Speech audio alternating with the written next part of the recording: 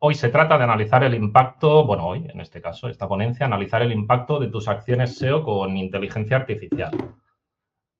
Aquí simplemente presentarme y director de datos, Anikawe, pocos formalismos más, entremos, si puede ser, en materia.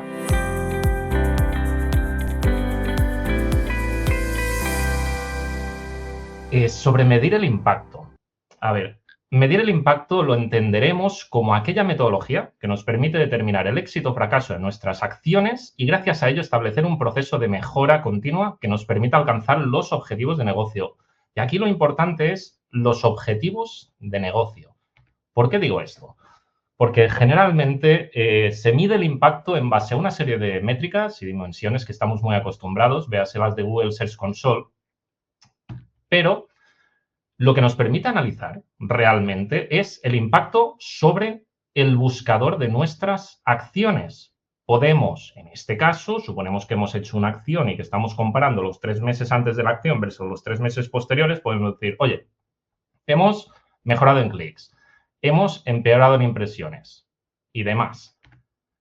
Pero no nos permite analizar bien el impacto en negocio, porque esto de los clics, ¿cómo se traduce esto en objetivos? Las impresiones, vale, las hemos perdido, pero ¿han sido perdidas sobre keywords relevantes o nos dan igual?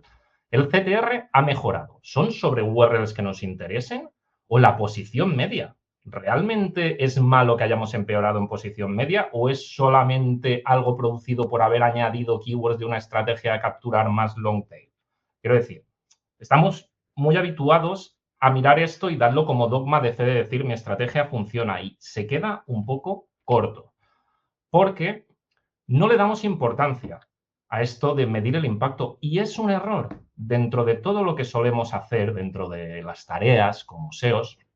La de análisis y reporting son especialmente relevantes y el análisis, ¿por qué?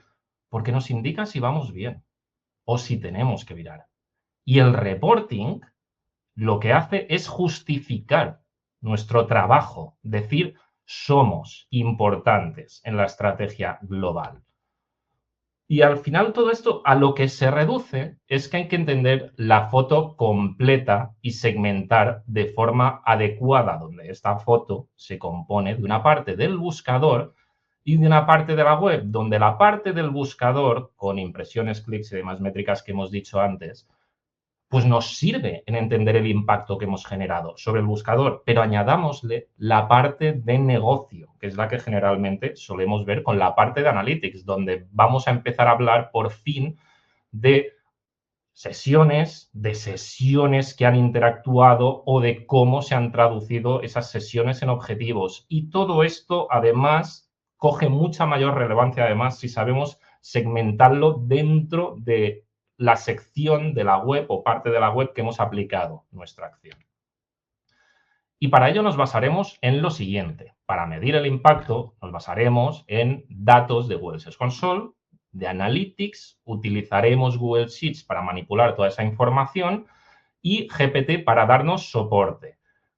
Y decir que yo he utilizado esas herramientas porque son de ámbito más extendido, pero hay mucho más allá. Es decir, a la hora de tratar datos tenemos lenguajes de programación, notebooks como Colab. La parte de Google Search Console está muy bien cuando hablamos de Google, pero ya sabemos que muchas veces una acción es mucho más amplia y puede abarcar otras redes, puede abarcar redes sociales o incluso otros buscadores, que se nos llena la boca con GPT también y hay más inteligencias artificiales aparte de GPT, aunque es la que parece que ahora todo el mundo está hablando más y que incluso dentro de la analítica hay otras herramientas. No olvidemos todo este contexto porque yo simplemente estoy dando un caso acotado a lo más extendido y lo más habitual, pero que hay mucho más allá. Y lo primero de todo es preparar el terreno de trabajo, donde para preparar el terreno de trabajo y sabiendo que vamos a trabajar con Google Sheets, utilizaremos 3 complementos. El de Search Analytics for Sheets, que nos sacará los datos de Google Search Console, el de GA4 Magic Reports, para GA4 obviamente, y el GPT for Sheets para GPT. Para utilizar todo esto, vamos a necesitar disponer de varias cosas. El complemento de GA4 y el de Google Search Console vamos a necesitar, obviamente, una cuenta de Gmail con permisos a propiedades de Analytics y de Google Search Console para sacar datos. Y en cuanto al complemento de GPT, vamos a necesitar la clave de API de GPT. Porque sí, estas cosas, generalmente, cuanto más potente es la herramienta, pues la gente que la ha creado quiere cobrar por ella. Por lo tanto, justo esta API tiene un coste, aunque no es excesivamente alto. Y luego, a la hora de utilizar estos complementos, pues tenéis que instalarlos, donde abajo os he dejado la URL para que lo podáis hacer.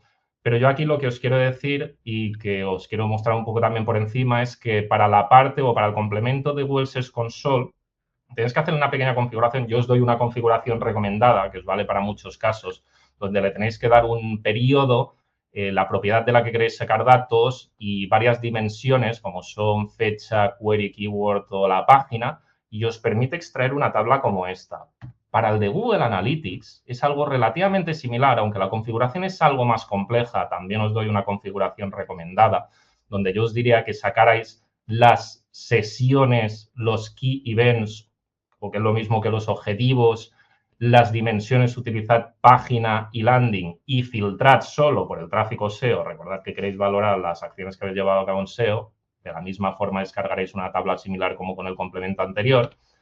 Y con el de GPT for Sheets, aquí obviamente vais a tener que meter vuestra clave API, como os he dicho antes. En esta configuración de aquí os recomiendo activar el Safe Mode, que cuando hacéis una consulta larga a GPT y tarda más, si no activáis esto, se corta y os deja pues a la espera de un resultado que no va a llegar. El Auto Replace Fórmulas, que permite sobreescribir las celdas en que metéis estas fórmulas con los resultados que os entrega. El modelo, que tiene varios, la parte de GPT, el 4O Mini, un poco más barato. La creatividad, yo generalmente la pongo a 0 porque cuanto menos creativo es, cuanto yo refino un prompt, los resultados que me da son más similares a lo que tenía antes y, o sea, menos creatividad, pues el resultado que te va entregando es siempre más o menos el mismo. Por tanto, suele ir bien. No para todos los casos, pero al menos para este. Y sobre el uso de este complemento, y ya para detallaros todo este contexto de complementos que necesitáis para utilizar esto que os voy a explicar, deciros que lo único que hace es insertar una serie de funciones en vuestro Google Sheets. Yo os destacaré estas tres de aquí, que es la de GPT, GPT List y GPT Table. Y a modo de ejemplo representativo de lo que hace, si aquí tenemos un prompt, que es la orden que le dais al GPT, y le digo, voy a pasarte el nombre de una persona, necesito que me indiques de forma breve quién es esta persona, y aquí hay otra celda que es, o que he indicado, Avinash Kaushik, y la fórmula le digo, GPT, le paso el prompt y luego le paso el dato, y esta fórmula está realmente puesta aquí, pues me explica quién es. Seguramente ya conoceréis quién es este hombre, o por muchos de vosotros os sonará. Y este complemento no es perfecto, tiene algunas limitaciones, lo dejo ya caer de antemano. Estos son todos los modelos, aquí a la izquierda, que os permite trabajar este complemento. Y luego hay uno del que se está hablando que es relativamente reciente, que es el O1 Preview, que no lo integra aún este complemento, básicamente porque es relativamente nuevo y porque aún se está integrando en distintos sitios.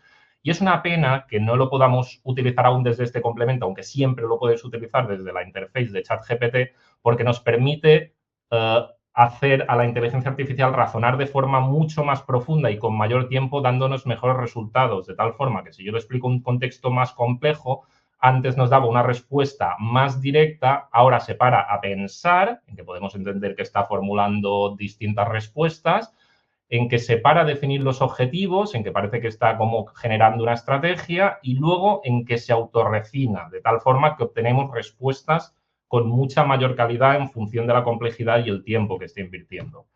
Pero a todo esto, sobre el trabajo con datos que haremos con GPT y Sheets, y ya lo dejo caer también de antemano, realmente desde dentro de ChatGPT, subiendo archivos en CSV o conectando el Google Drive o el OneDrive, podríamos hacer muchas de las cosas que veremos en esta presentación. Sin embargo, yo lo planteo desde Google Sheets porque nos es un entorno más familiar y que nos permite estructurar las cosas de una forma con la que estemos más cómodos. Dicho esto, tenemos el entorno preparado. Vamos ahora a retocar y enriquecer los datos, ya que los datos no suelen venir en el estado que a nosotros nos gusta. Suele haber redundancias, datos mal formados, etcétera. Muchas de estas cosas ya las podemos hacer con Google Sheets y no es parte de esta presentación explicaros cómo hacerlo en Google Sheets. Sí que las más complejas, como pueden ser generar nuevos datos o agrupar los datos de forma que nos permita o nos facilite el analizar, aquí es donde haremos más foco y especialmente con GPT, como os he mencionado. Dicho esto, supongamos que tenemos la siguiente tabla. Esto es una extracción de Google Search Console como cualquier otra. Esta tabla de aquí ya nos complica un poco el análisis, porque ya en la columna Query tenemos una cardinalidad muy alta, es decir, muchos valores. Tenemos mezclado marca y no marca, temas muy distintos también mezclados e incluso un mismo tema mencionado de formas distintas.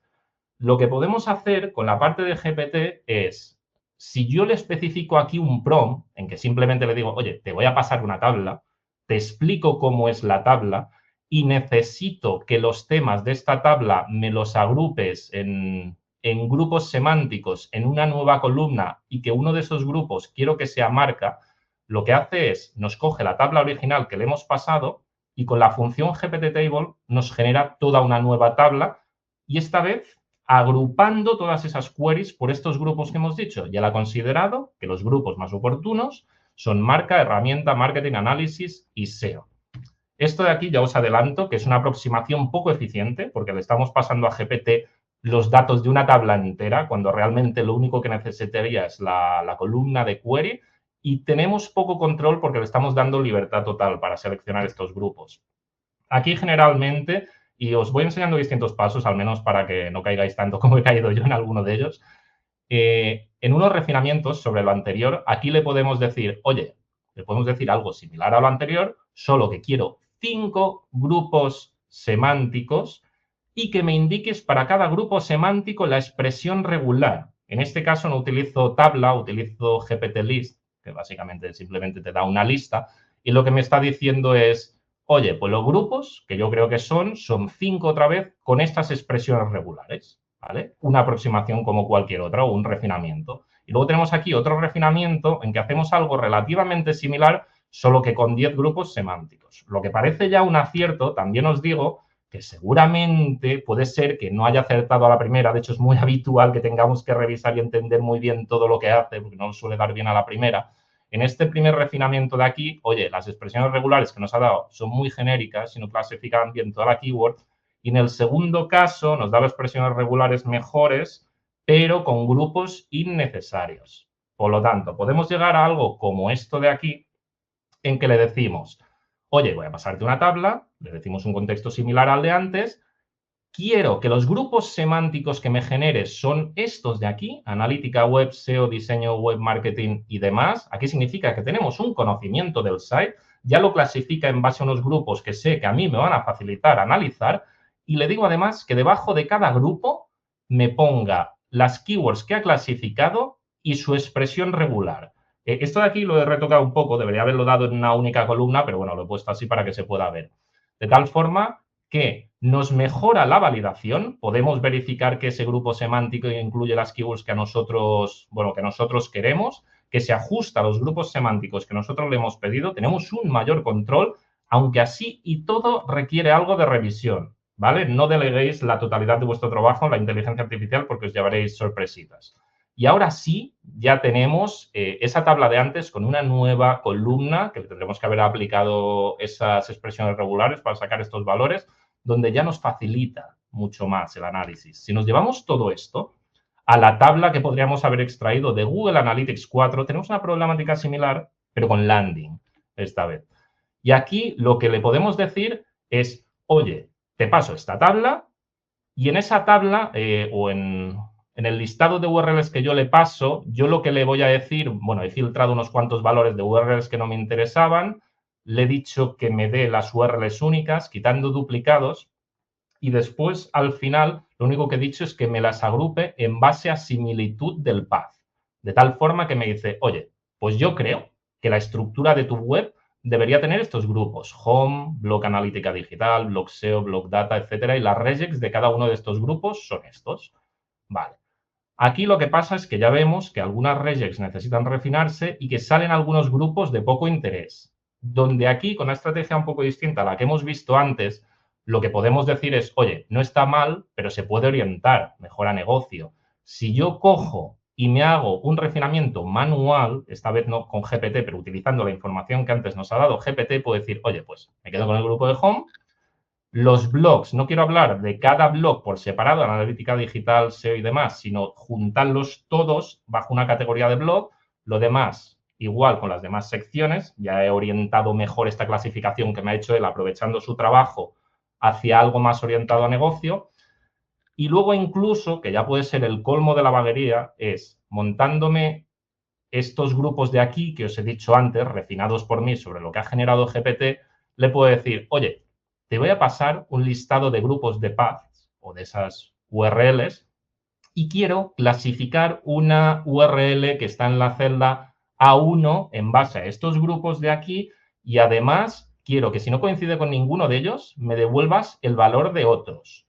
¿Qué fórmula utilizarías en Google Sheets? Repito que esto es el colmo de la vaguería, porque a veces a mano se puede llegar a ir más rápido, pero claro, estoy poniendo aquí el ejemplo de Leaves. Hay muchas otras fórmulas que os puede realmente agilizar mucho, sobre todo cuando no las conocéis o tenéis que buscar información. Y se puede liar muchísimo más con todo esto. Yo he generado poquitos datos para que vierais una muestra representativa. Podríais hacer con todo esto clústeres de keywords según captación, según rendimiento, pero no os volváis locos. Generad lo que realmente necesitéis para el análisis. Porque al final de lo que se trata es de analizar el impacto. Y entrando en esto, lo que tenemos hasta ahora son los datos ya preparados. Y para analizar el impacto, esto, recomendación mía, yo os diría que siempre a la hora de analizar el impacto de una acción tengáis un roadmap con todas las acciones y eventos relacionados con SEO que se hayan podido producir. Ya veréis que un poco más adelante esto tiene bastante más sentido y os ayudará bastante a dar contexto a la conclusión que saquéis. Luego deciros también que si os habéis currado agrupaciones antes, utilizadlas en la segmentación. Si habéis realizado una acción sobre vuestra sección o agrupación de servicios, coged solo estos datos de la tabla que os habéis preparado y ceñiros solo a ese segmento. Donde, si queremos analizar el impacto, se suele empezar con un vistazo general. De tal forma que si yo he realizado una acción, por ejemplo, el 15 del 5, y en esta tabla me da una serie de me da los datos antes de esa acción y los datos después, con un evolutivo simple en que la línea roja es la fecha de la acción, ya nos empezamos a hacer una idea de qué impacto ha provocado. En este caso, parece que ha generado un impacto positivo tanto en sesiones como en objetivos. Luego, comparad el antes y el después. Si las sesiones han pasado antes de una cifra a otra después, esto supone un aumento del 55%, y en los eventos clave objetivos han variado de esta forma, lo que supone un 75%, podemos cuantificar que ha habido un cambio positivo, aunque id con cuidado porque aún no estáis en disposición de decir que todo esto es realizado por vuestra acción. Y luego también, y esto es la parte que a lo mejor se puede atragantar un poco más, conviene valorar los resultados separando tendencia de estacionalidad. Cuando valoramos resultados no suele haber una línea recta en sesiones y luego en el momento del cambio de la acción un aumento. Las cosas no suelen ser tan claras. Hay tendencia de estacionalidad. Y para esto hay distintas técnicas que podéis aplicar para separarlo. De hecho, le podéis preguntar a GPT cuáles son estas técnicas. Mejor si ya las conocéis de antemano, porque cada una tiene sus peculiaridades, pero si le preguntáis a GPT cuáles son, os dirá varias de estas. Yo, por ejemplo, en mi caso, he utilizado la de descomposición STL, lo cual nos da unas cosas un poco rarunas. Esto está sacado directamente del chat GPT, en que nos dice, esta es tu estacionalidad. Bueno, la primera fila es para sesiones, la siguiente es para objetivos, y nos dice, esta es la estacionalidad en que esta técnica necesita varios ciclos para que pueda evaluar bien los resultados. Y lo que vemos es la línea azul es la tendencia, lo que cabría esperar o la tendencia que están siguiendo los datos de sesiones.